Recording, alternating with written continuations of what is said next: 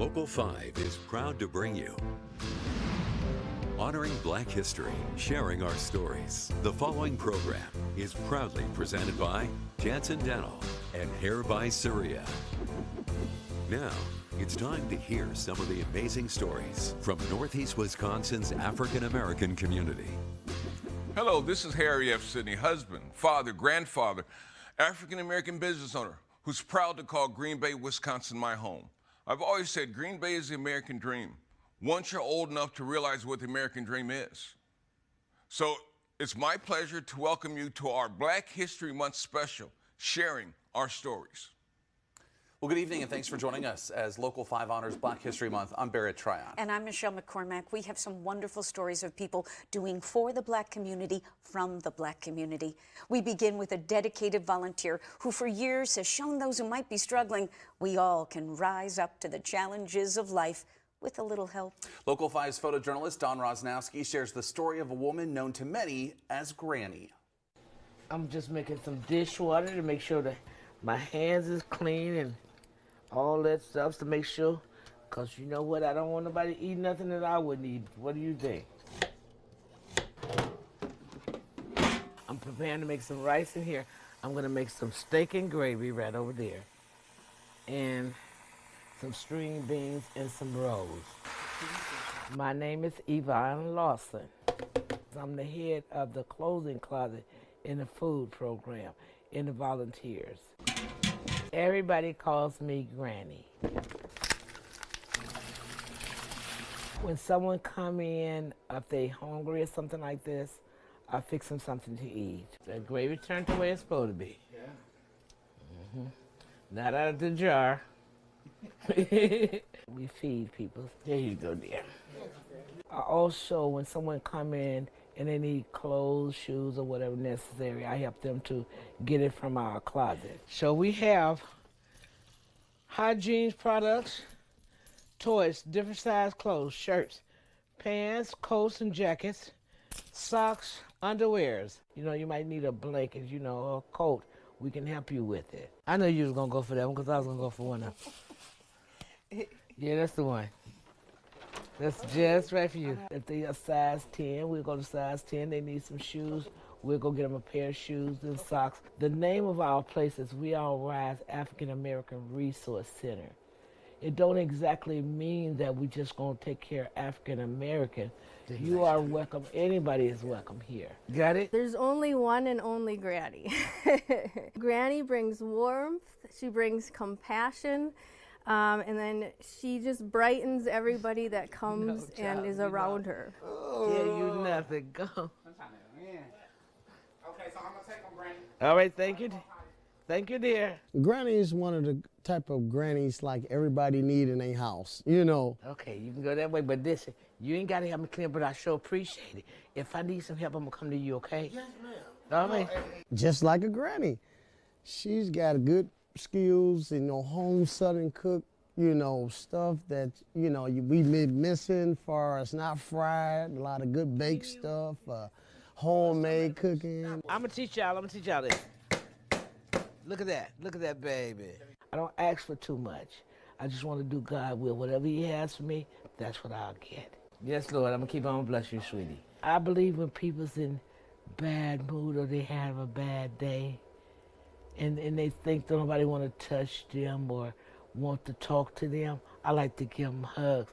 Seeing you smile, just a wonderful smile or a wonderful hug.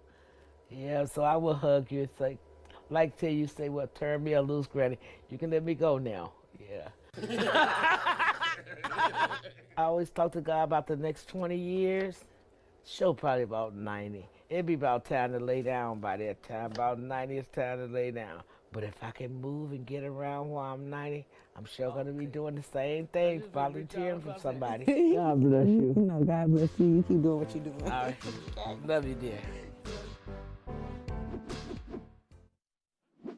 Honoring Black History is proudly presented by Janssen Dental and Hair by Surya.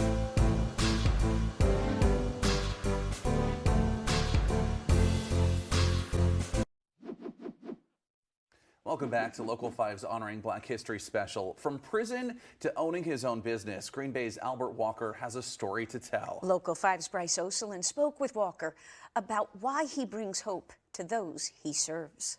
Albert Walker, barber, owner, father, husband, man of God.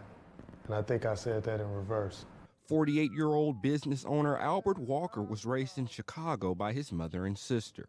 As a teen, Albert's sister married, which resulted in the family relocating to Green Bay.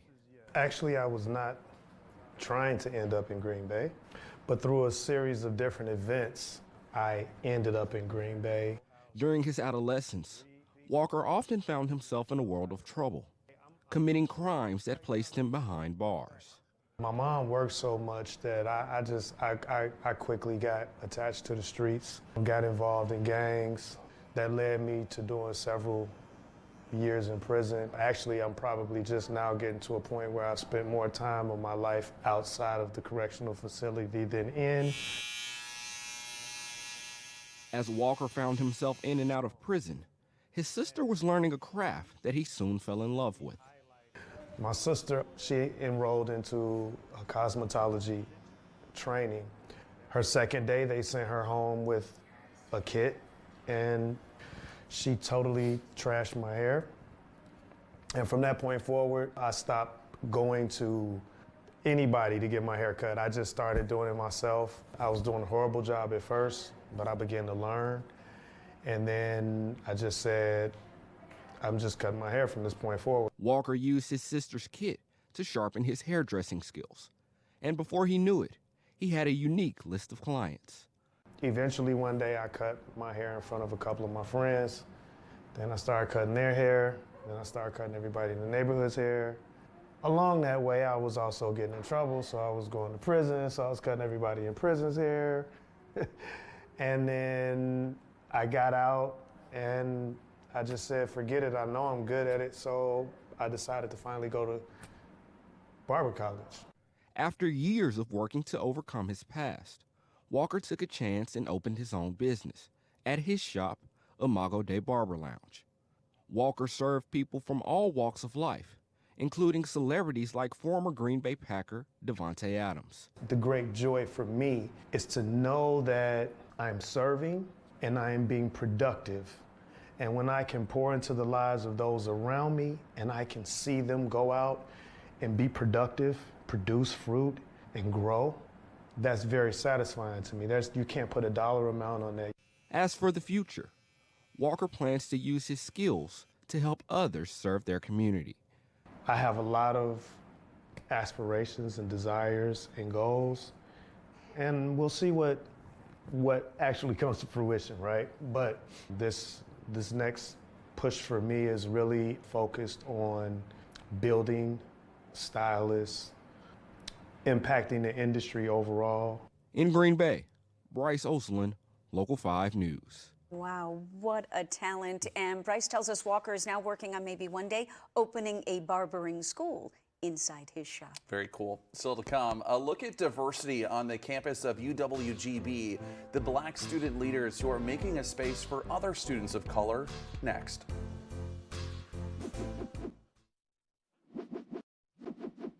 We hear it all the time. Education is the key to eliminating bias.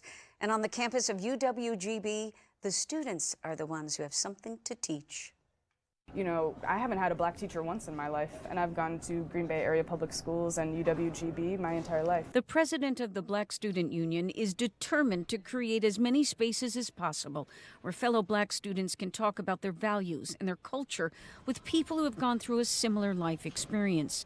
In some cases, it's been to spur difficult conversations. In others, it's celebrating Black History Month in February. We've had to create entire programming events based upon incidents that have happened, racist incidents that have happened on this campus.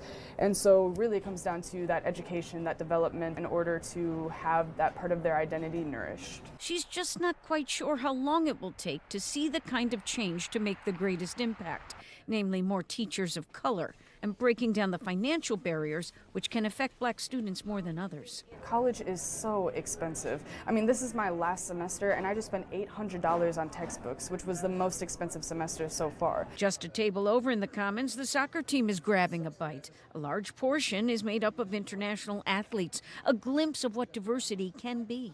So we're a very diverse group, and I think just as a school, I've met a lot of international students, and I think it's a really good culture that Green Bay kind of has surrounding their students. I definitely like the initiative of setting aside months for a specific community. But yeah, at the end of the day, I hope that eventually we can get to a point where we don't need to just say this is for them, this is for them. I hope one day that it can be this, like we all support whoever, whenever, wherever. Until that time, though, Hannah says black students are in the best position to let others in on some history that's missing from the textbooks. It's important because it's American history, and it's the history that we're not taught in our schools. And ask questions. There's a lot of power in asking questions. Be a sponge. Yes, be a sponge. Yes, ask questions and be a sponge.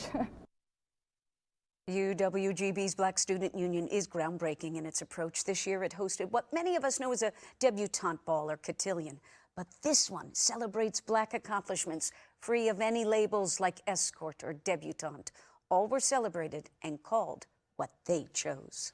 Straight ahead, we sit down with former Packer Harry Sidney. We take a closer look at his foundation, My Brother's Keeper, why resources like this are important for the black community.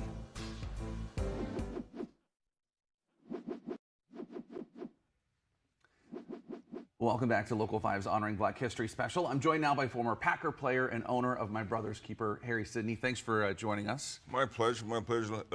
Nice to be here. It is nice to be here. So let's talk about what is My Brother's Keeper for people who might not have any idea. It's a male mentoring program that my wife and myself opened 20 years ago. And it's designed to help boys and men learn how to think differently. Slow down, think, see the big picture, understand that every decision we make, there's consequences. And a lot of times those consequences affect those that we love. Sure. Where did the inspiration come from to start it? My life growing up, I came from a dysfunctional family, a lot of different things that happened in my life, but I still had a dream. And because I had sports that helped me stay in tune. A lot of times we get lost when we have no reason to make the right choices. And how does it help youth here? It helps. Well, I've told people this before.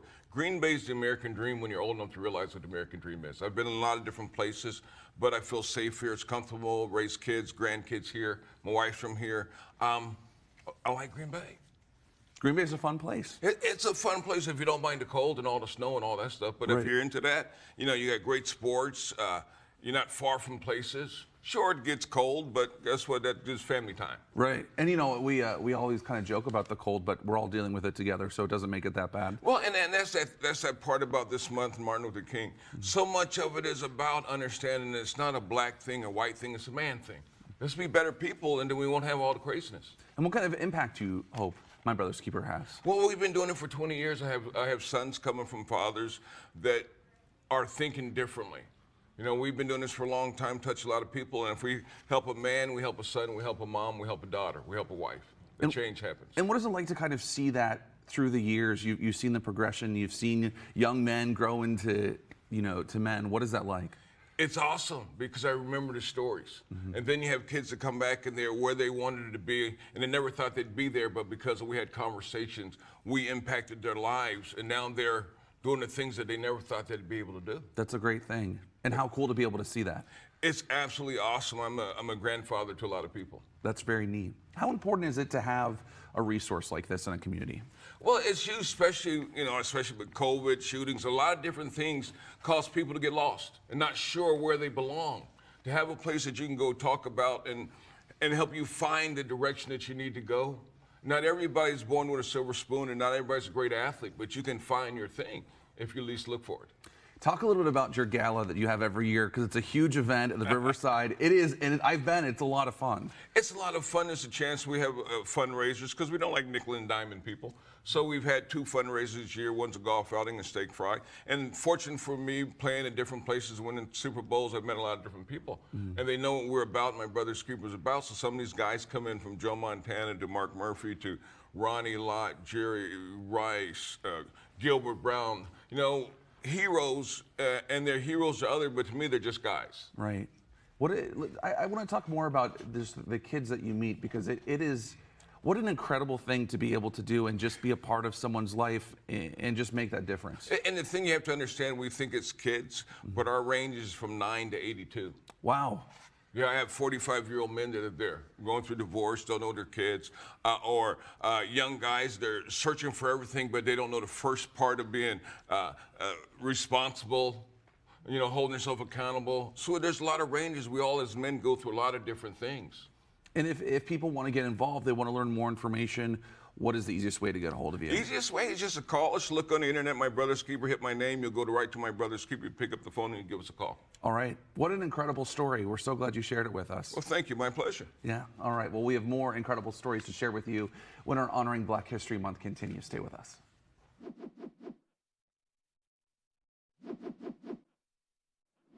The reason why it's important to talk about Black history and learn about Black history is because, for the simple fact that it's history, it's the truth.